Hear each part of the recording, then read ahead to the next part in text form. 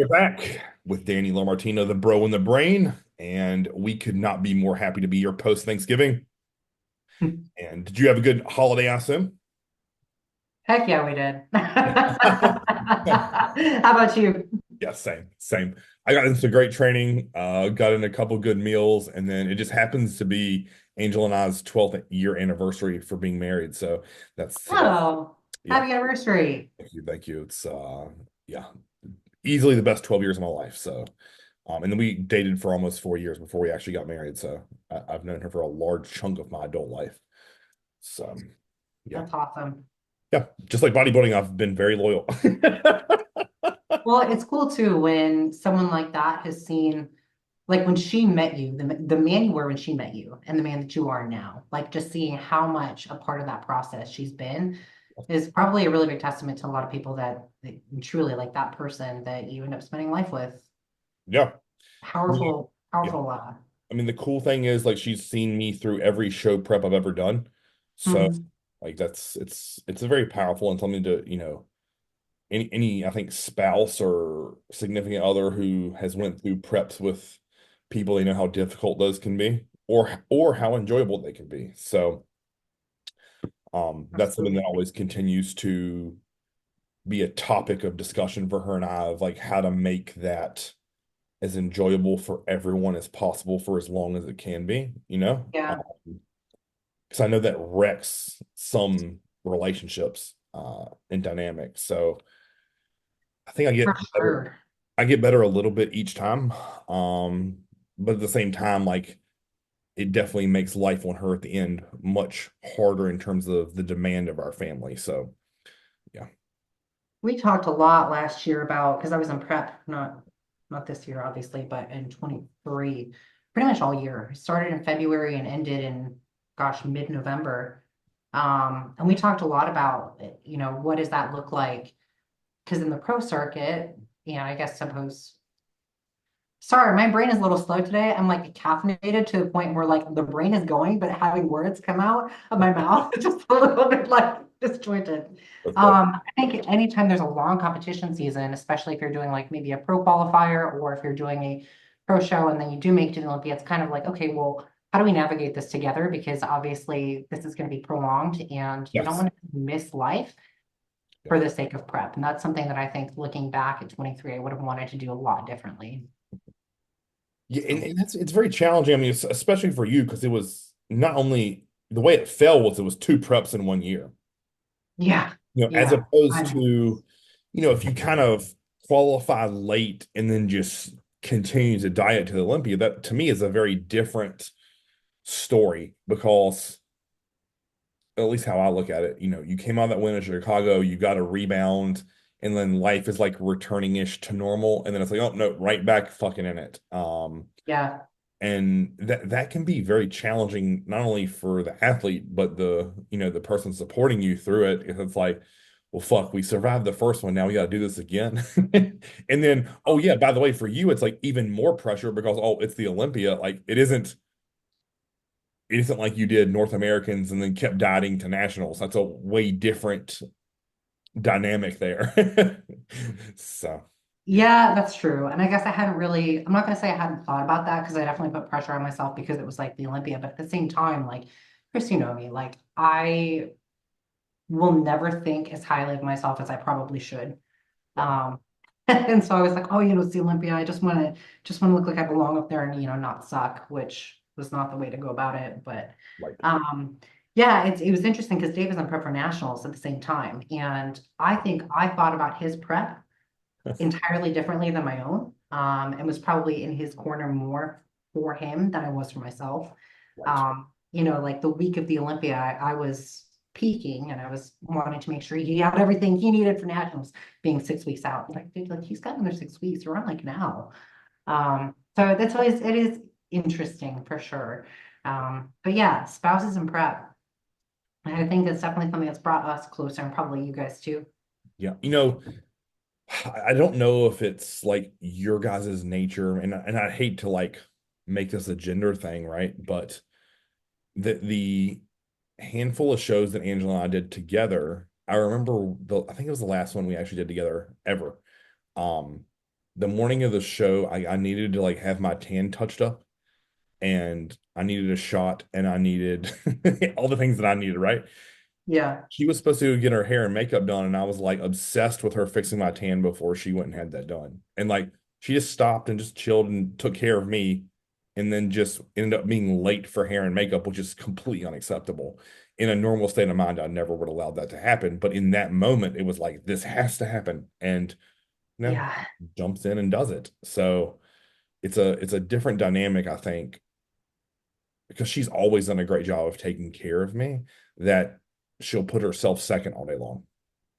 I wonder if it's more of a gender issue or more of like in most relationships, there's one person who just tends to jump in and do things in different capacities and under different, different situations. Because, I'm full transparency, the day-to-day stuff, Dave is on it. Like Dave does our online grocery shopping. Like I married the man who was like, he does, and part of it is just because if you know Dave, he loves his food. He like wants to have his things. Right. Um, Yeah. but when it comes to actually like showing up and making sure that like the little things are taken care of and kind of having that personal touch of what do you need? Do you need anything kind of like more present? Right. That's definitely more where I tend to kind of step in. And so learning how to do that for each other has has really been important because we recognize where the gaps are big time. And Right. like you were with us in Chicago, so like you saw that. Like Dave is he's so good with like the day to day, Yeah. but getting off stage, having won a pro show, I was like, "Are you proud of me?" He was like, "Oh, good job." Oh, like just won a fucking pro show.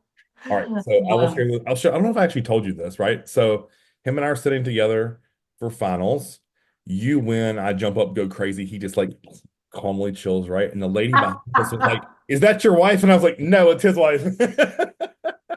And, yeah, that perfectly articulates what you're just describing, right? yes, yep, that is 100%. And like we had a long conversation after that because that's really important to me. Like Chris, I've never really been celebrated in my life.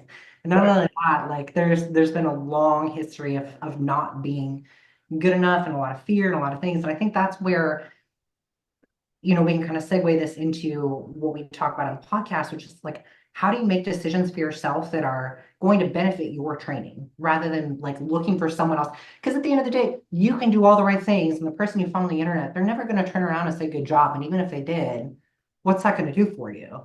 And so really kind of owning the fact that this is not about anyone else's approval. This is not about anyone else telling you good job. It's about, showing up for yourself in a way that's going to allow you to play the long game and play the game that you want to play. And yeah, there are some rules with regards to like, recovery and things like that. But at the end of the day, not really. I mean, you kind of write your own. Yeah. If I think about like my today, right? Like I woke up, did client updates until 10 o'clock. Dave and I did a podcast. I was back to client updates after eating my pre-lift meal. I went and trained arms. And if you think about like the arm session that I did today, it is so against what is being told by everyone on the internet that has to happen for arms. It's mostly cables and a little bit of dumbbells and machines, and it's just what feels good to me. It's moderate volume. I told you I did 7 sets for triceps and 7 sets for biceps. It was done in I did arms in 45 minutes and then trained calves and a little bit of glutes. So the all session took like an hour and 5 minutes. Um, it was all reps north of 10. And it was rest periods between 45 and 60 seconds, right? And I walked out of that gym, my arms felt like they were going to explode. And it's like you said, no one was there to pat me on the back. No one was saying, "Oh God, Chris, you look huge." It was like, it was just seeking approval from myself and accepting the fact that I know this approach has gotten my arms over 20 inches. And if I keep doing it, it's going to be over 21. Like, I yeah, think what's really sad is most people don't have enough personal conviction or enough personal experience to know with their barometer for like you have your true north, right? Like that if you walk out with an enormous pump, you did what you needed to do that day. And correct. I think that is there are a lot of people who there's just so much confusion about, well, if I just get a pump, is that good enough? And it's like, well, no, you need some overload a lot of the times. Like, Right. and there's no hard and fast rule, but I think so few people know how to have that true north of making their training decisions that that's going to be productive for them. agree. And, I think that's why people gravitate to that progressive overload is because they have a scoreboard to beat each week. Yeah, Like, I either checked that box or I didn't. right. And yes, I think that's a solid way to look engaged training. But the problem I run into with people is when they start hitting roadblocks in exercises where they just hit a wall and they're like, it's not working. Then they feel like the entire session was useless, even though they may have only missed one or two sets. And it's like, Mhm. yo, like, did you train hard as you could? Yes. Did you leave any reps in the tank? No. Did I get a massive pump? Yes. Then you won today, damn it. As long as you go home and eat your meals and rest and recover, that's a win to me. There's going to be days where you don't nail every rep or weight total. Like if you do this long enough, you realize that there are probably few and far between days if you're training in a good groove that you'll miss. But then there's some times where you're missing all the time. Yeah. I think that's hard. People Yeah, kind of, they, I have to remind a lot of my people that especially as life stresses get really big, like yeah, tough job, kids, maybe there's stuff at home, it's not easy. yeah. It's going to be harder and harder to just come in and progressively overload every movement in your session. You're Agree. probably going to have periods of time, it might be months, where you're kind of just like, I don't want to say floundering, but there's not that nice, clean progression. Maybe Yep. you have to fight for a rep here and there where you can, and it's ugly. And the next week, took things a little too far kind of thing. It's Right. going to happen. Yes. And that's okay. Like that's normal. I don't know about you. I've had, gosh, I think all of last off season, see, Tampa Pro in August of 22, and I started prep in February 23. So I had 6 months. I think I had probably 3 to 4 months. Actually went back through my logbook that I keep on my phone. I had Mm, 3 or 4 months where I was like fighting for any sort of progression. right. But I came on stage at Chicago 9 pounds heavier than the previous year. Yep. Some of that was conditioning, but Yeah. not more than like 2 or 3 pounds. No. Um, On your frame, that's a lot of weight. yeah, Yeah. yeah. Which is Um, different. If you were six foot or 5'10", that doesn't sound like a lot. But and that's with a long, like advanced training history. It's not like those are newbie gains either. So, and that came during a phase where it's not like I was just adding reps week to week. A lot of that was like, God, there were a lot of weeks where I was lucky to get in 3 times per week kind of thing. yeah, yeah. So I think I people, yeah, think don't throw the baby out the bathwater. 100%. And that's something I just bang on, right? Like the power in Groundhog Day and not having too high of highs and low of lows. Like my clients that Mm. progress the most steady, and even steady is this, Yeah, totally, right? right, is they're just chill about it. And I know that that seems very atypical because if you hear me speak on some things, I'm like very passionate about it. But with my own training and shit, like I don't, as long as I go in there and I'm having fun and eating my meals, I know something's happening positive. Hmm. There's good hard training sessions always leave positive clues to me. Like I have to believe in my heart that if I take a set of hack squats and I go to the end with it, that's a win. Absolutely. I realized like I may not be hack squatting 9 plates, but did 6 move smoother and deeper and held longer in the hole? Yes. Okay, cool. What did my quad sweep feel like when I got off of it? Well, I could visibly see it jutting over my knee sleeve. That's a So it's good thing. probably doing good things. Right. Like, I kind of chuckle because it's like Pete from the outside. Like when Chris was putting the newbie pads on my quads this Saturday morning, he was like, "What the fuck, man?" Like before we even got going, like they were fully striated and vascular. I'm like, "Yeah, man, food's good. Like we're in a good spot." And then that's like I told you, I did 3 sets of legs on Saturday. Three. Yeah. It was 1 set of leg curls, it was 1 set of adductor, and then we did, well, now I said these are all work sets, obviously. And then we worked up to 4 plates, super slow negative, pause in the hole, go to failure, strip 2 plates, do it again, get out of the hack squat, go hold a wall squat. And then he took that newbie from 60 all the way to 100 over the course of about 42 seconds. I could barely walk when we finished. Yeah, at that point you are done. Yep. And then we did a recovery stretch. So I just literally set in a quad stretch. He turns it on recovery, it just pumps blood in my quads. and out of my quads for a minute, and then we were done. Like, and there was no one in that gym that doubted if I had a good session or not.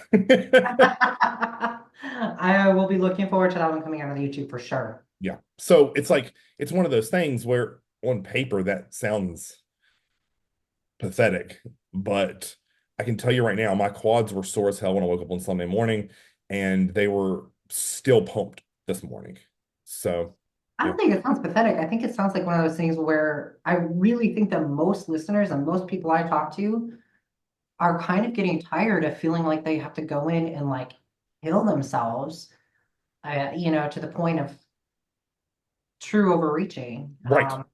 every session. I think that people want to know they're doing something effective and can still have a productive rest of their day. And it doesn't take 6 hours in the gym or 2 hours. Oh, yeah, We were talking before we started filming about how your average leg session is like, 60, 70 minutes, something like that.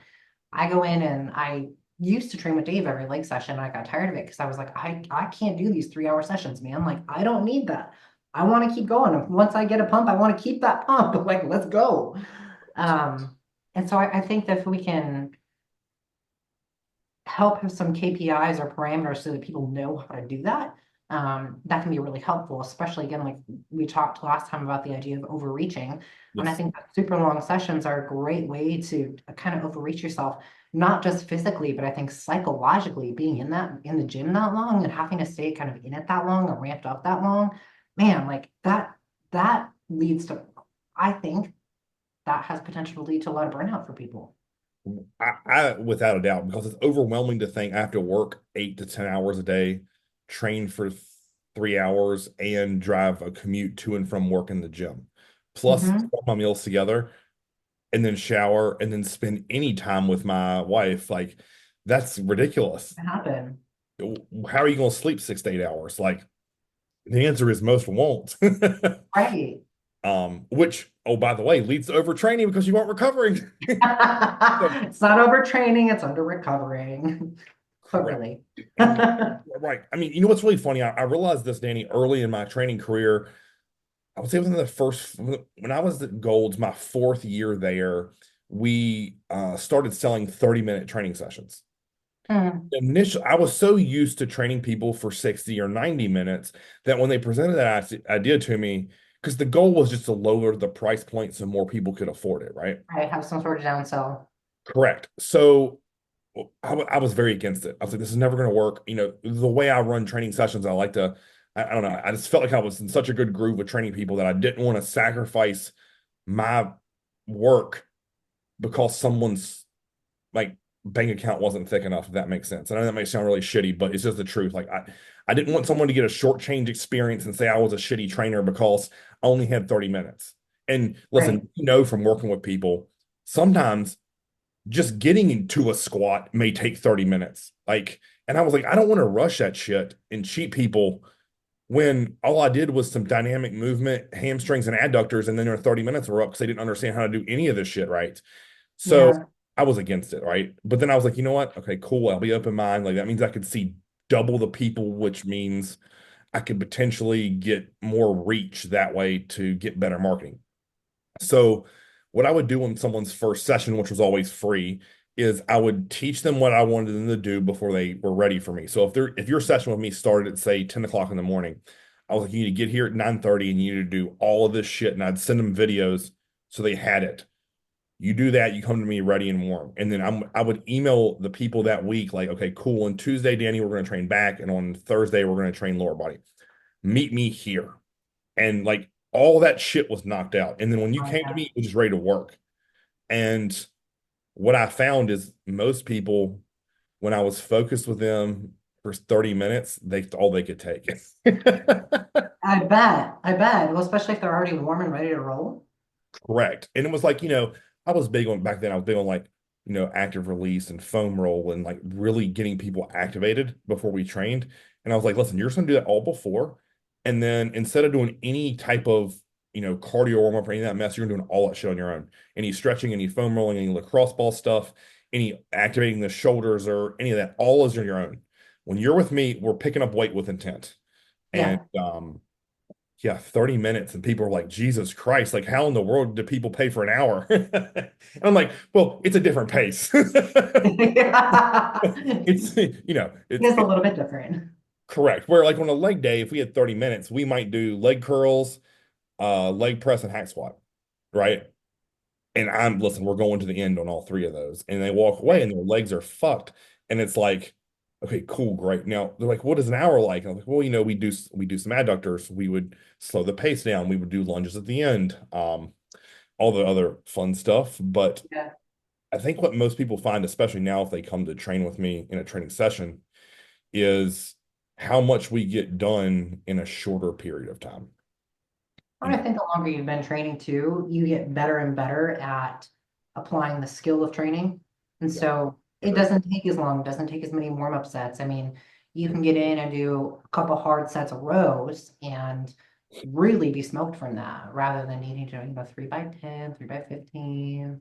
Like one set of eight, one harder set of 8 to 10, that's going to take probably half the time. Yes. You get more out of it too. Have I ever talked to you about my theory with like beginners and intermediates? Maybe. Okay. So, you know, right now it's really popular in training. They're like, oh, well, you have to develop a base level of strength and you need to be progressive overload at that phase. My opinion with beginners and intermediate is they need volume, and that's because they need repetition. And it's like if I was trying to teach you a new skill at anything, Mm-hmm. the only way you get better at it is by practice. And I think back to like playing football, right? If I needed to run a slant route perfect, I ran that 100 times a practice. Okay. And then next thing you know, the 300th rep looks better than the first one, and the 1,000th rep looks better than the 200th, right? And 100%. it leads me back to this really cool story I saw, where a professor had two classes that were building a pot, like clay pots. And he told one group, he said, your semester is over and you get an A when you build the perfect pot. And the other group, he said, I need you to build as many pots as possible, and whoever has the most in the class gets the best grade. And then he assessed all the pots and who made them the best, and it was the group who did volume because Hmm. they just got in there and made fucking pots. Like, Yeah, yeah, as yeah. opposed to the group that obsesses about making the perfect pot, this group over here said, I'm just going to continue to build these. And then by the repetition, they got better to where they were producing higher quality product. Like that lesson to me was all I needed to hear. And I know it's probably more like a parable or something like that, right? But No, there's so much within that. I mean, not only with regards to training in and of itself, like going in and just getting it done, right. but I think that that says a lot about choosing coaches as well. Yes, agreed. And so especially right now where it's very in vogue to come out and just be really negative and really loud about something. Maybe they've been coaching a couple years. Quite frankly, a lot of them are, under 30. Or again, like anything works. Right. Compare that to someone like yourself, or someone like myself who's done, we've done, I don't even know how many in-person sessions we've done with people, I don't even. in multiple contexts. I mean, how many different types of gyms have you worked in? How many different types of patients have I worked with in a clinic or trained in person? Like Yep. Yep. there's something to be said for that too. Yep. And I don't think it's any coincidence. We're both coming back here kind of going, literally anything works as long as you have the right reasons or Yes. some sort of reason for applying it. 1,000%. And how I think about it, right, is let's say I'm taking a dumbbell row. And on a program for a beginner and intermediate, I write 3 sets of 12, 10, and 8. If I gave that to you, it's a very different expectation. But for them, I need them to hit 30 perfect reps. And notice I didn't say go to failure because in my mind, a beginner and intermediate doesn't know what true failure is. No. So how can you tell them to do a top set and get the most out of that if they don't even fucking know where the top is or the ceiling, So funny. So a lot of what I do is like I get these guys who have trained super hard and I'm like, oh, I'm jacked up. I don't know what to do. Like I hurt, everything hurts. right? No, I got you. Hang on. And we have to go and basically revamp their training. Like I need to take every basic pattern they have and let it still feel like training. But because we're literally revamping everything about how their shoulder blades move in a row, Right? they're like, well, my training to failure. And I'm like, tell you what, how about you do the movement perfectly first? And they're like, oh my God, 8 reps was so hard to do perfectly. I'm like, yeah, do you use the same load? They're like, no, I use half the weight, but my lats feel ridiculous. I'm like, yeah, Yep. I know. It's because you're actually moving well.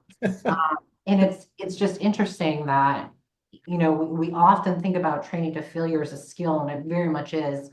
And I'm with you in that someone in the novice or intermediate level, they don't know what that looks or feels like.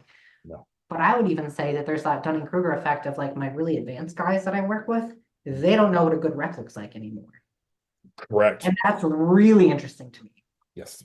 I don't know if I shared this with you. Like I had that a couple years ago with my leg press. Like Hmm.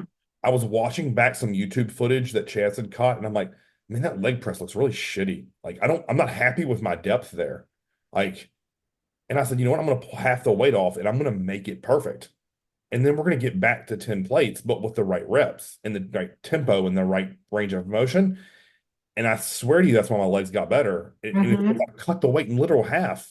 Um, so Yeah, yeah. I've had so much fun lately. I've started doing getting a little nerdy here. Yeah. I started doing like quiet style reps in the squat press. Okay. Um, and so quiet style is basically like you're coming down to the floor or like some variation of like a dead stop where you have that external parameter that says you've used your full range of motion, you're donezies. Right. And what happened with this is I've got hardware in my ankle, so like I have a hard time getting depth on pretty much any sort of squat based movement, any squat pattern, like press pattern. I did some different mobility work before a session one day, and I was like, "Holy shit, I'm bottoming out the machine. I've never done this before." Oh, I go yeah. out today, I'm like, bro, I think I'm gonna make 5 plates hard today. And like last off season, I peaked out at 9. So Okay. again, half the weight. Right. And I'm getting ready to film some content around this with regards to progression. But I think the longer you've been training, the more you can make a game of like, how can I make this old skill? How can I take it and make it a new skill? Yes. Yep. Um, it really carries a lot of longevity with that. Yeah. And what's interesting is you and I always get to the same ends, but by different thought process. I'm always like, okay, I want to relearn this skill, Yeah, but make it harder. yeah, yeah. The same shit. Like, Yep. I'll see a video of me doing a lat pull down and I'll just be disgusted by it. And I'm like, well, no wonder your lats suck, asshole. Like, hey, let's fix this. And it takes you humbling yourself and like, okay, cool. Like maybe I need to like think about the attachment I use or think about like where I'm positioning my body or where my breath is or if I'm sitting on my tailbone versus towards the front of my glutes, like all like the little intricacies things that we work on. And then it's like, oh God, there's my lats again. Thank you. I think to do that, again, like we keep coming back to the same idea too, is that people need to have a desire for themselves to get better rather than doing something right by someone else's standards. Yes, correct. Correct. And that can be challenging because I think a lot of times, and listen, I've been guilty of this of looking up to the wrong people. Um, Yeah. and that especially early when I was really young and naive. And that can be challenging to break that cycle, right? Because if you're always looking someone to guide or mentor or coach you, it gets you out of the thought process of what is best for me Hmm. as opposed to thee. And Hmm. it's very that's a tough concept to master and takes a ton of mental maturity on your part to own that, right? Because I think what Yeah. everyone's scared of is what if I follow my instincts and it's wrong? Right. But what if I follow them and it's right? This is where I have such a hard time. People have asked if I would put out like any sort of group coaching because my one-on-one coaching is pretty expensive. Right, I'm yep, like, no, I won't. I won't do that. I won't write a program for everyone to follow at the same time right. because people are going to need, we can predict with some degree of certainty if someone is going to be better at squatting or hinging. We Yes, just got to determine where we put those patterns in their program, how we load them, how we structure a session, their mobility work, just for example, right? yes, Um, and I really think that we see people, and this is a beautiful thing about the human mind, right? Like we see someone doing something right and we think, wow, they're really doing something right. I want to do something like that, right? And so yes, there's the positivity associated with it. yeah, But I think there's a secondary effect of it erodes our own self-trust. yeah, Um, yeah. Had somewhere to go with that. Lost it. You know, you touch on something huge to me, right? Because you see people who, and I'm going to use what you just said with this, with the hinge or the squat, right? You see these guys or girls who have great quads, and you're like, man, that is a perfect squat. And on the flip side, you see someone with great glutes, and you're like, watching them squat, it's like, man, that is a great hinge. And you and I are intelligent enough to take that in and understand what's happening there biomechanically.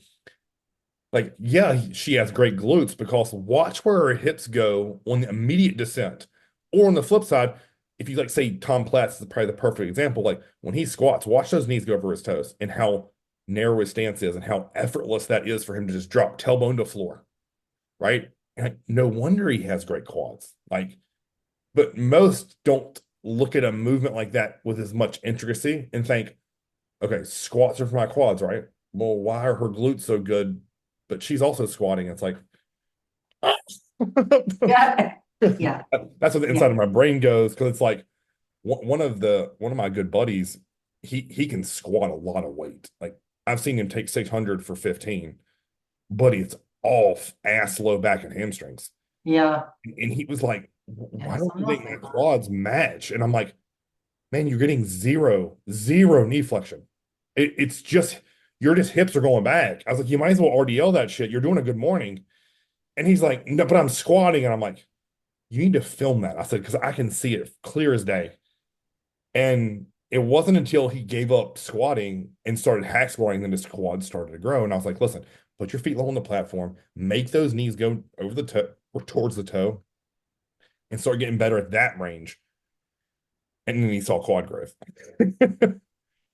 So funny. Dave is very much the same way. Coming from that powerlifting background, Right. he would do these sets of 10 and be like, low bar back squat, for example. Like, why are my quads going? Meanwhile, if you've seen Dave, his posterior chain is Oh, ridiculous. it's very well developed. More glutes is the last thing he needs. Oh, right. Um, so even on his hack squat, he was getting to the point where he was so wide in his structure that I was like, Dave, you're getting more adductors there. You're not getting quads. And he was, oh, really? So of course we bring his speed in a little bit. And I think that's just another again, like another great example of how the longer you've been training, as you go through a training block, like you be curious. Okay, am I really getting quad here? Or does it look like I'm getting more adductor, more glutes, things like that, Right. even though it's a hack squat? Yes. Yeah. And now you look at after you guys have reset his form, it's no wonder that his quads are progressing, right? They're blowing up. And It's like disgusting for me to watch how easily he grows. Man, yeah, he's a big human. he's a And large human. yeah, yeah. So yeah, I guess we say all of this to just kind of say pay close attention. Like I know a lot of times people are scared to video their sets because they think, oh, they think I'm gonna like a vanity driven thing. And I'm like, no, I swear to God, like it's just a review game film. I grew up in sports. Like we used to Yeah. watch the shit out of game film. Like, and as I learned a lesson from my coach, if you make a good play, he fast forwards through that shit. We don't need to watch that. We gotta watch the bad reps. Like we watch the bad reps over and over and over again, and then we fix those, and then more reps become good reps. Like, and that's always kind of been my philosophy is we assess what it's like because if you look at someone's body and if they have a weak or lagging body part, why is that? Uh, There is a reason, and we have to get to the bottom of it, whether that be Absolutely. structurally, nervous system wise, or they aren't training it properly. Absolutely. Because in my mind, like I think about it, like if the rest of your body is blown out, but you're missing one or two body parts, it isn't like it's a lack of under eating or everything would be small, or Right. or it's supplements or fill in the blank rest recovery. No, if you're missing very particular areas, it's for a reason, and you and I have to figure out Great. why. That's a great way of thinking about it. There's a difference from someone who just like, you don't need a bigger back, you just need to get bigger overall versus Correct. Yes. like not everything's good for the most part, but you're lagging in one area relative to others. Correct. Like if everything in your body is developed beside this your side hamstring hang, that's either exercise sequencing in order or you're not training it properly, chiropractic alignment, something. Those hamstrings aren't turned on. You don't have to work the bicep femoris at all. Like fill in the blank. Like we have to figure this shit. Right. Uh, Yeah. it's kind of how I look at that. But that is like more fine tooth bodybuilding talk there. maybe Yeah. maybe a little bit too much for this discussion, but I think the main driver here to me is, listen to your instincts, film your sets, and then find ways to get better at it. And I've Sure. always looked at like all the information that I've ever took in is like a culmination of almost like an entire semester of work, right? Like you would Mm, school, like the final exam is what we're doing is life. yeah. Like because there's lots of, I mean, you could look at all the trainers that were really popular when I was young, like Charles Glass and Milos and Chris Aceto and all the pro bodybuilders that I used to follow, and all of them had a different style. Hmm. But if you took all that in, there's no reason we can't apply certain things from each one of them. Um, you don't have to believe Absolutely. one singular way, but it's kind of my thought process. 100%. 100%. And I think, just kind of as like a PT analog to this, Yeah, I talk to a lot of people who say, well, I tried DNS or I tried FRC or I tried ART. Well, what all these whatever. right. Um, and people are so married to kind of the extremism of one camp rather than recognizing that if this is the camp, right, for you to get from here to here, there's a lot of granularity between those two spots, Yes, which means that you might have some other things you can pull from this camp and from this camp and from over here, um, without having to go full blown down that rabbit hole. right. It's, I think people look at camps or parameters and kind of see that as the boundary of how they need to be thinking without recognizing there's so much space between those areas that you can be thinking through. Yes. There's freedom there. There's a lot of freedom with that. I think if you ask me as a whole, like what makes my bodybuilding heart like shine the brightest, and it's like I said to you, it's like high volume training. Like I love it. Like Hmm.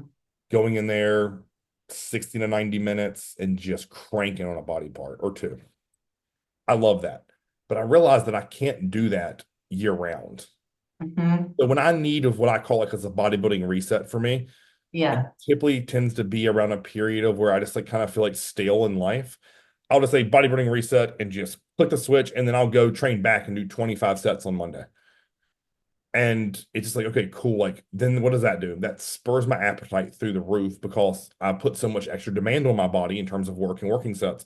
So it's like, okay, cool. Now my appetite's up. I'm driving calories north. I'm usually going to have to supplement to aid in that recovery. So then, of course, I like start growing aggressively. Now, naturally, I think most would think, oh, well, Chris, that's just because you're doing something that's fun. Well, yes, but it's a different stimulus. Now, at the same time, I can't continue to drive volume north, or I'm going to hit a point of where we were talking about last time with overtraining. Like, I Yeah. can't train 60 sets of back or any body part without diminishing return. So, how can I transition out of that? Well, to me, logically, is I pull sets back, but intensity has to go this way because then I'm still getting the same stimulus effect that keeps my food need high, my supplement need high, and my rest and recovery high. So it's how I've always kind of like cyclically learned to cycle training, and for me, like both physically and mentally, to keep me fresh and stimulated. Because the more excited I am to go into the gym and execute a plan, the better I operate. 100%. I think what's interesting is that even that reset that you were talking about, I think that's a way that generally I would wonder if those periods come after a period of high intensity training. So it truly is like cyclical. Yes, it And does. that's probably a great way to kind of pull out of that potential overtraining. Again, like I think we both hate that word. But that, to potentially pull yourself out of that hole, Yep. is that kind of reset button. And that's something I do with people a lot. I don't know about you, but like if I've got someone that, they've been on that kind of high intensity, low to moderate volume for a while, because progressive overload is the only way to train.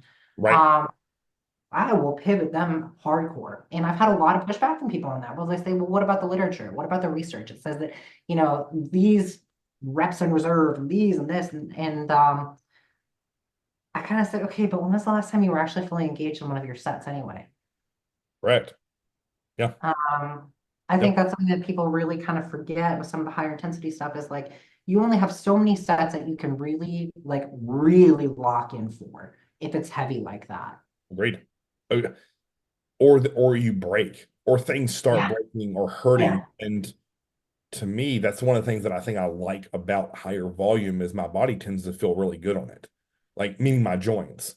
Um, and mentally I enjoy it because it's very stimulating because each progressive set I get bigger pump. And then when I and then you're more and more present. right. And then it's like, and then that fires me more up, because it kind of feeds off of it. And then if I start to feel that pump diminish or whatever, I know it's time to go home. Like Absolutely. it's very data driven in terms of, or maybe not data driven for me. It's a response driven, right? Like I Mm-hmm. can feel it, and it's like, okay, good, I'm good. The muscle is done. I either have to move body parts, meaning let's say I'm training chest and shoulders. It's time to go to my chest is wiped, go to shoulders. Or if my shoulders are that way, go home. Yeah, And, and so I think that's why for me that makes a ton of sense. And then once you start to reach that volume ceiling, it's refreshing to come back and be like, hey, cool. Now instead of having to wrap my mind around 25, 30 sets of back, I can do 12 or 15 sets of back, but I just go further with it. So meaning further to failure with intensity techniques or force reps, fill in the blank. That to me is my body will click and say, okay, cool. Like now it's time for new growth because I'm forcing adaptation from a intensifier technique as opposed to a volume based approach. So, mm-hmm. Mm-hmm. which again is why I like to switch those back and forth because it's very stimulating mentally. For Yeah. sure. I think there's a lot to be said for that too, with regards to like that pain. Because again, where I tend to intercept people is they're like, I want to train, but I know that what I've been doing is like it's leaving me feeling worse physically than Yeah. better. Mentally, I feel great because I go in and train, but physically, it's not the same. Yes. Um, and I think that we kind of were talking last time about a little bit of overtraining, like how do we pull out of that hole? Yep. And one of the things that we talked about was joint pain and things of that nature. Yep. Um, Yep. and I think when you're talking about the pump, what's really cool is to me, when someone's getting an awesome pump like that, it signifies so many other things are happening on the small scale Yep. that do I have like absolute data about this? No. No. But can we make some can we make some assumptions that okay, well, what do we know? We know that neurologically, when there's good information coming from the joint to the brain, is the brain probably going to permit better output? Yes. Is that probably going to improve like somatosensory cortex, motor mapping, all of those things? Yes. Will both those things carry over to when you're in a higher intensity phase? Yeah, you're going to get more out of it. If you're getting better rate coding, if you're getting better synchronicity of motor units, absolutely. Um, do we also know there's probably some good stuff happening like on the biochemical level that's going to allow you to have better glycogen uptake? Absolutely. Is that going to drive more water into a joint? Yes. Is that going to perpetuate better training on the heavier side when you transition to that cycle? Absolutely. So I tend to do a lot of phases like this for people. And oftentimes, depending on where someone's at and when they're feeling, if we're going to think about this as kind of this like this cyclical, wheel, Right. depending on where someone is, if they're approaching that like higher intensity, but they still feel good, maybe I'll keep them on there. But usually if they find me, it means they need to start swinging around the other direction. And that complete novelty and stimulus is um I don't know. Sometimes I get some resistance from people. I bet. Other times they're so ready for it. Yes. What do you tend to find? The same. And it's usually initial resentment, or maybe not resentment is the right word. It's initial fear of like, oh God, Mhm. like this is what I've always done, or this is what I've Yeah. so much success off of. And I'm like, okay, cool. Like, what if you just trust me for just try it for 1 week? That's how I always pitch it, right? You Yeah. give me 1 week of this and you hate it, we'll go back. I don't care. Or we'll come to a compromise and do a little bit of yours and a little bit of mine. Like there's somewhere in the middle. And I, typically what happens is they're like, I feel so much better. I'm like, yeah, I know, right? For sure. And I think part of that, especially for people who are less advanced, speaking about the pump and chasing that and pump work, is if you have a muscle that's either underdeveloped or your whole body's underdeveloped, it's hard to get as much physical reward as like you or I might get, right? Yeah. And I was just telling you about that session that Alex and I did Wednesday. My chest was so pumped when we hooked the mic up to my chest that it hid in the crevice of my chest. Like the mic Oh, fell geez. into it. Wow. Have you had that happen before? Or was that a first? No, that was the first. It was Nice. it was that wild. And my brother was like, "Dear God, you're," because he normally just grabs my shirt right here, puts it Yeah. on, and then it just, it'll just either fall in a peck or whatever, right? It literally went into the crevice of my chest. And I was like, yeah, Coolest thing about that, again, yeah, you've never had that happen before. right.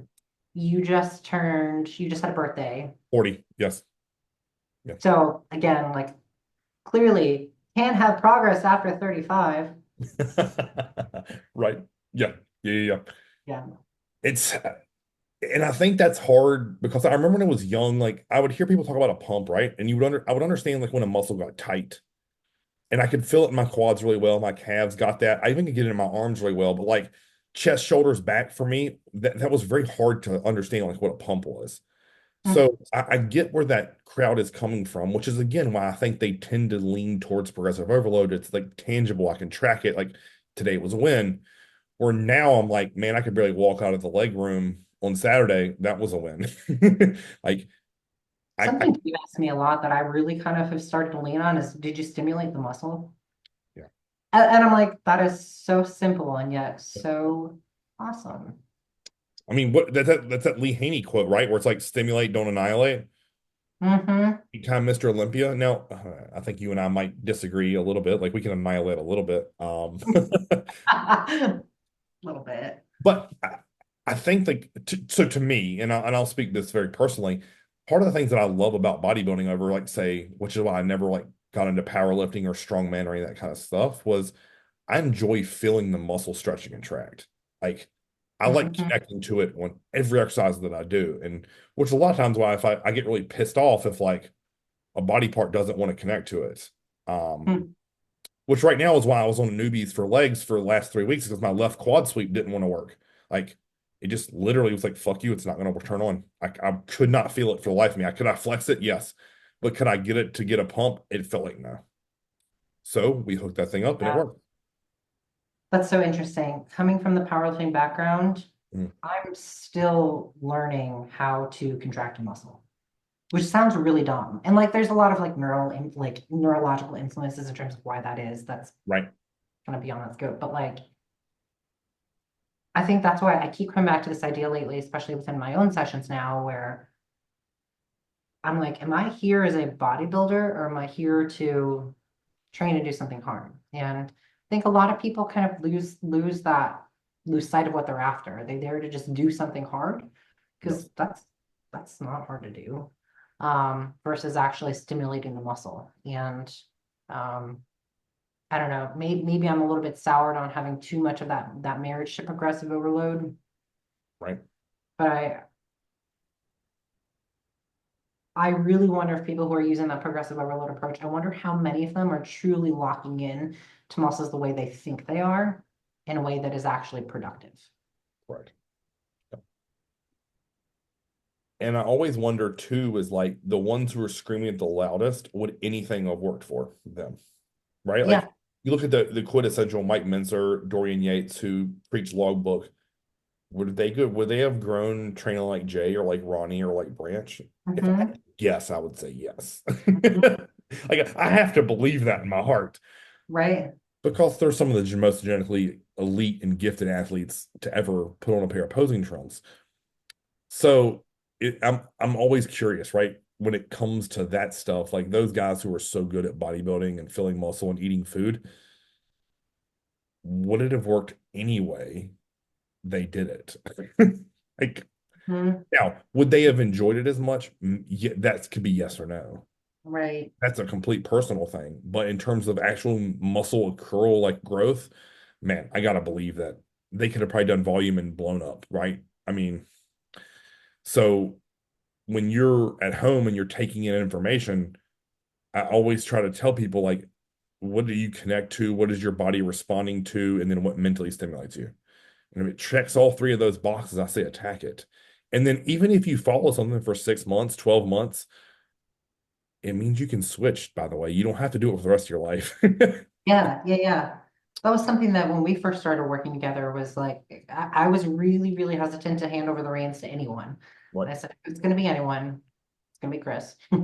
Right. I remember you asking those questions of like, what do you like? What are you good at? And I was like, I don't know, deadlifts. And you're like, okay, okay, that's good. What else? You expand on that?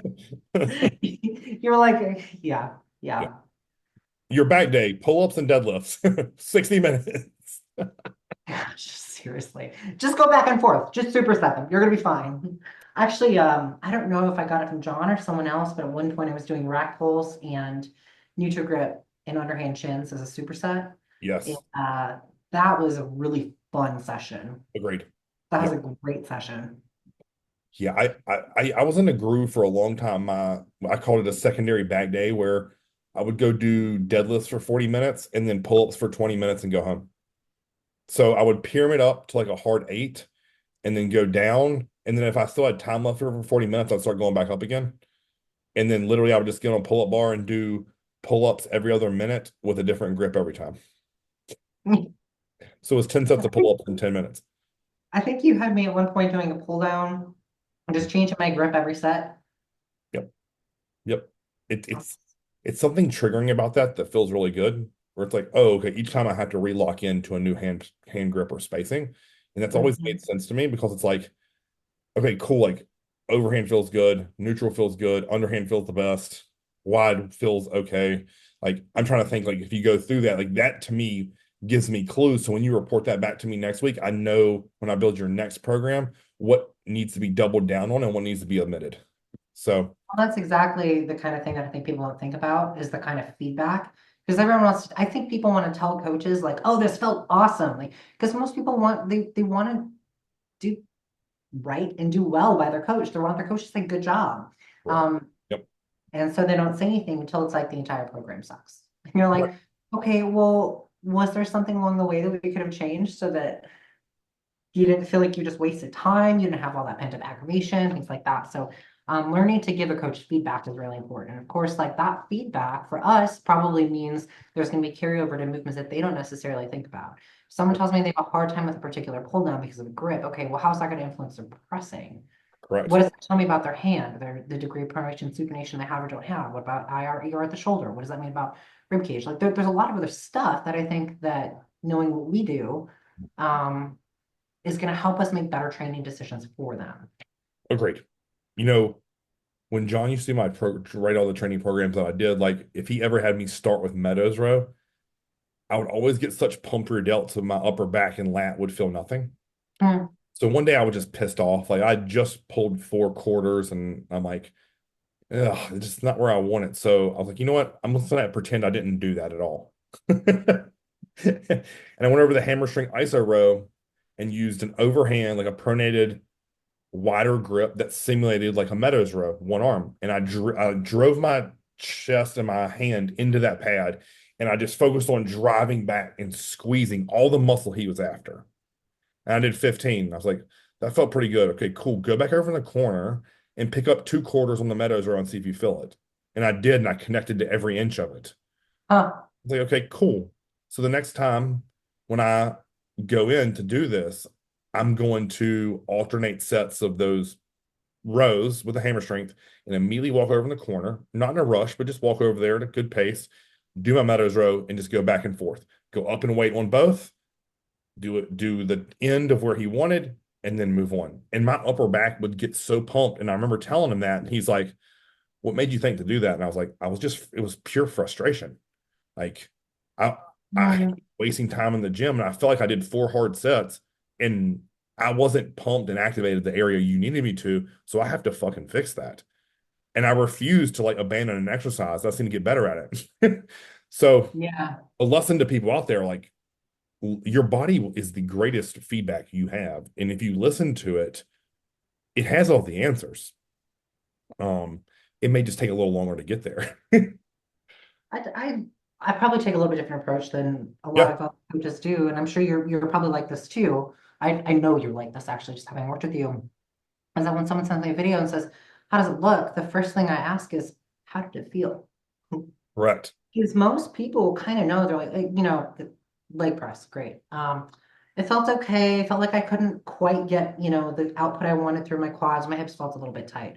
Okay, well, where do you feel like you need to change things? I think I need to move my feet. Great, try that. Correct. And the sense of empowerment that people get from that is phenomenal. And I'm happy to guide people if they need it, right? Like, just like you are. If someone says, I don't know, I need to change, I just know it needs to feel different. It's kind of like, okay, well, let's try moving your feet up half an inch wider. Try that, see how that feels. I need you to lock in differently. I need you to make sure that you're gripping with your whole hand instead of just this part of your hand Yep. on the handles and the leg press. Oh, wow, that really changed it. Great. That also gives us some clues about your pull day too. Maybe you're a little bit too thumb heavy on a lot of your pulling. Why don't we get you locked in your whole hand there? Right. Um, Yeah. I think that the dialogue is probably one of the best things that we can give people as coaches. And I think that as an athlete too, just learning how to have that dialogue is invaluable for the real-time decision making that needs to happen during training rather than just, following a program for the sake of following a program. I think most clients that probably work with us, they think we just want them to just be like machines and robots. And yes, to a certain extent, but at the same time, like I need good feedback. When you're driving a car and the light comes on for your engine or for your tires, like you got to tell me. For sure. Like because if you don't tell me that you have a back right flat tire and we keep driving, eventually it's gonna fucking hurt the car and you're gonna get in a Yeah. wreck. And that's what Yeah. you and I try to prevent, right? It's like, okay, let's identify these, what you may view as like a little issue can snowball into a big one in a hurry if you aren't careful.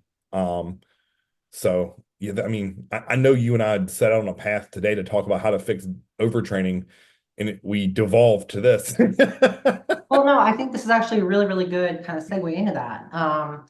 Because these types of communication points are exactly what you and I need to prevent people from getting into that point of being overtrained. So Correct. I look a lot at things like resting heart rate. I don't look a ton at HRV, but if they wear the same device consistently, great. That's something we can use too. Correct. There's a lot subjectively that goes into making sure that they don't fall into a hole that takes, months to dig out of. Right. And I Yeah, think this kind of communication that we're talking about with our clients is exactly what you and I need to make the small pivots along the way to prevent that. 1,000%. What do you What think is the biggest things that you look at in terms of like KPI that you're like, okay, I need to pivot this person so that they don't end up down a hole that's going to take them, this may seem extremely simplistic, but it's just a very negative outlook on everything about their updates. Like, I want to give hard examples here. My leg day was just trash. It wasn't good. I missed my reps. My photos look really fat. I'm watery in my lower body. Like I can't get my pose right. My left shoulder's tight. It's been really hard at home. My wife, my kids keep getting into arguments with me. Like you just have very negative, Mm-hmm. sabotaging thoughts and talk, right? Uh, Yeah. or if you have a competitor in a prep, they might be like, "Oh, I'm behind. I'm behind. Just tell me I'm behind." Like I'm like, if you were behind, you would know because I'm going to change your plan. You're behind. I'm gonna up your cardio and pull your food away. Listen, fun fact, if I increase your clean in T3, up cardio and pull food away, you know you're behind. Or it's time to step on the gas. Yes. So, yeah, I mean, that to me tends to be that way. If they start telling me like a lot about their life struggles and they haven't really ever spoken to me about that, like work's really tough and strenuous right now, like if the tone of the email turns south, like, and I know not for everyone, not everyone does that, but to me that's a pretty big warning sign. Oh, Or for they sure. start reporting like they have to get more massages and they take more naps and they can't, their recovery's down. Like if someone who is not going to start going the negative route, but if someone is more data and like bulletproof driven, those are the kind of things I start to see, right? Where it's like Mm-hmm. I'm really having to fight to get more weight and more reps, or Mm-hmm. getting in on a Thursday after 2 days of training I'm mentally having to watch some like hard motivational videos and up my caffeine a little bit. Like those are all things to me that I see as red flags almost before something bad happens. And when you start to see those, what's the first thing that you do? add rest days all day long, and pull back on volume and typically increase food. So kind of a three-headed approach there. Um, if they're on 5 days a week training, I'll pull them back to four. So that automatically cuts volume. If you look at, I look at volume more from a weekly perspective as opposed For to sure. inter or inner workout. Sorry. So that's usually step one is pull a training day, or I will reallocate training days to where it's like back, chest, shoulders, arms, and legs. So it's a little bit easier to manage. Yeah, Because arms is like an active recovery. So you're really only training hard 3 days. totally. It sounds Yeah, funny, but it's true. Or I might flip them to like a 2 on 1 off rotation to where after every second day they have an off day. yeah, Or I've even had guys do 1 on 1 off. And they're like, man, like at first they almost like resist that, but I'm like, trust me, go give it your all and then take an off day. So not only does that, this is a two-headed approach, right? It gives you more rest, but it also forces you to eat lowered calories. Most of my guys and girls eat lowered calories on off days. So it makes your appetite ravenous. So when you get a training day, I can usually increase their food. So it's mm, like every other day is almost a high carb day. Every other day is a low carb day or a lower carb day. So it creates this like almost like recompositioning too effect. yeah, It really cleans their digestion out. Their body runs really clean and smooth. I tend to want to pull back on cardio a lot and just make it more of like steps or like dog walks. And that tends to do really, really well. Unless yeah. they're in a bad spot, and then I need to give them a week or two off. Or really 7 to 10 days is probably a more accurate depiction of that. When you're looking at something like,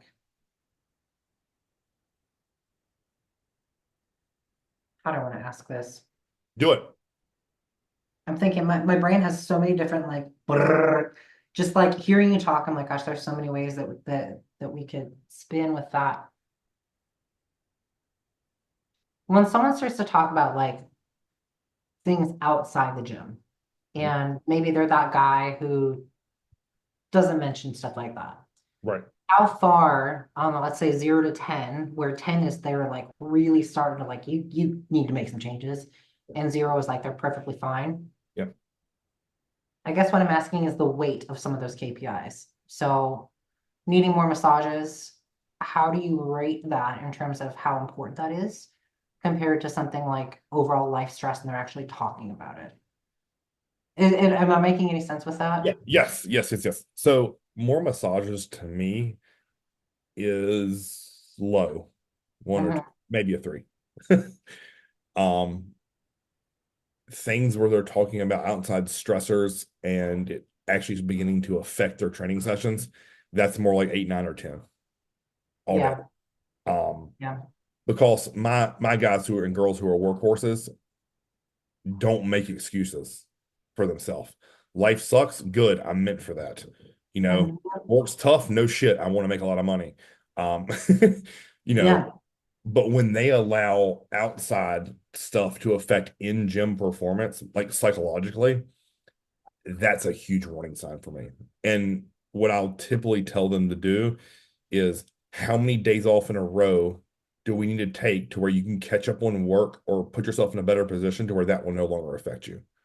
Some guys might just say, I need an extra 2 days. Some guys might say a week, man. Or some might say, I need a fucking vacation from work. And I'm like, cool, how fast can we book that? yeah, Like, yeah, not everyone is the CEO or whatever. Like they might have to get approved for vacation. But if that's someone and I'm like, hey, bro, like I haven't had a vacation in three years, Chris. Okay, it's time. yeah, yeah, yeah. Take 7 to 10 days or whatever you can feasibly get away with. I think what's really important for people too is that most people are probably going to have a gut response of saying like, okay, 0 to 10, if I had different life stressors, I could put a number on, how would I know that I'm starting to overreach a little bit? Like for me, when I'm having my seizures, I know I'm at a 10. Right. So like I've got that made. What's my 0 to 1? What's my, 4 to 5? What's my 6 to 7? And I think that for a lot of people, it would be really helpful. And this is going to take some intentionality. But knowing that you can step back and kind of gauge when you've got those things going on, when you're starting to sense those, might be the time to say, okay, cool, these things are going on. I still want to go in and have a great session. Typically, I would have 14 work sets, in a good session. Maybe today I'm going to go to like 10 to 12. And some of those sets are going to be more isolation rather than like, compounds, something like that. That's something I use with a lot of my guys is I've asked them like, what's your big thing that if this happens, it's a good indicator that you need to pull back. Because again, I work with a lot of people who are hurt. Right. And instead of having them pull back their training, we just get a lot smarter about it. Yes. Yep. Because I'm never when we can't express our physicality in the gym, Yeah. how does it make us feel the rest of the day? Horrible. And you can't focus. Terrible. Even worse. Yeah, absolutely. So the last thing we're gonna have my people who hurt do is train less. Like let's go the opposite direction. But I do put some parameters on. I'm saying, okay, what's your KPI that you need to make some pivots.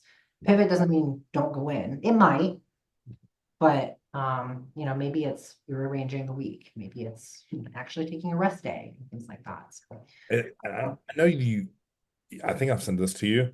Like, that's very much how I view post show with my competitors. yeah, I make them go back to, if they've been training more than 5 days a week, we go back to 5 days a week of training.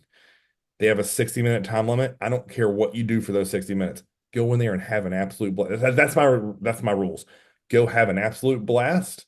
I'd prefer it if you stayed away from barbells and just did cables, machines, and dumbbells. But if you want to pick up a bar, I'm good. Do that at the end of the session. But when your timer goes off at 60 minutes, you finish that set and walk out. It's done. I don't care if you did one set of barbell rows. Deal with it. You can get it next week. Start there. Um, and because, preps are grueling. And I know everyone's post show tends to be very motivated and they want to change and get better and, fix if they didn't win, why they didn't win, if they turned pro, if they want to get ready for the pro stage. I get it.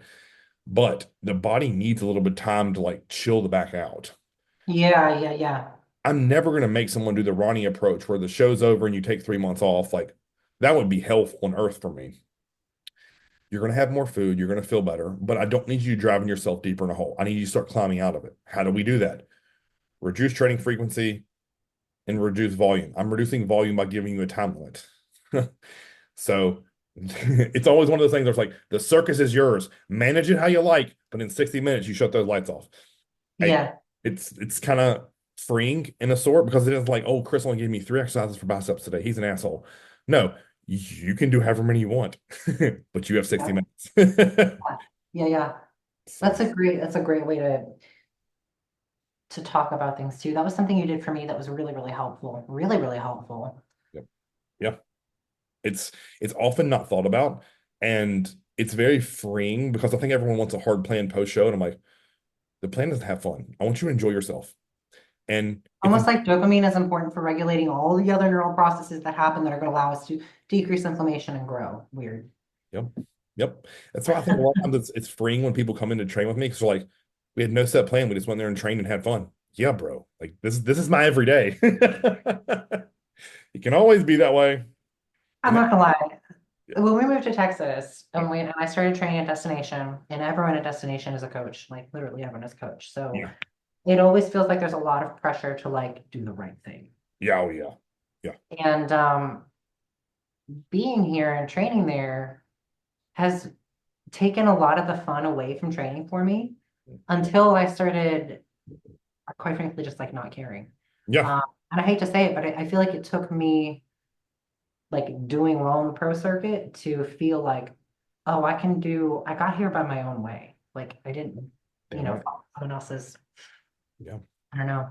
Yeah, but there's a lot to be said for, of course, you want to have fun with your training, but like on the nerdy side, dopamine is very, very important for regulating a whole bunch of other processes that are going to allow us to make the most of our growth. Correct. And I think that's the perfect spot to end today. Dani, thank you again for all of your insights and knowledge. I know everyone is loving these, so we're going to keep pumping these out. I'm praying the next time you see us, we have a special guest, and I won't leak who that is, but I'm hoping we have one. And So it'll be cool and kind of unveil the psychological side of all the things we've been talking about and just another voice of reason. So all positive things in my opinion. So until next time, Chris, Dani, we are done.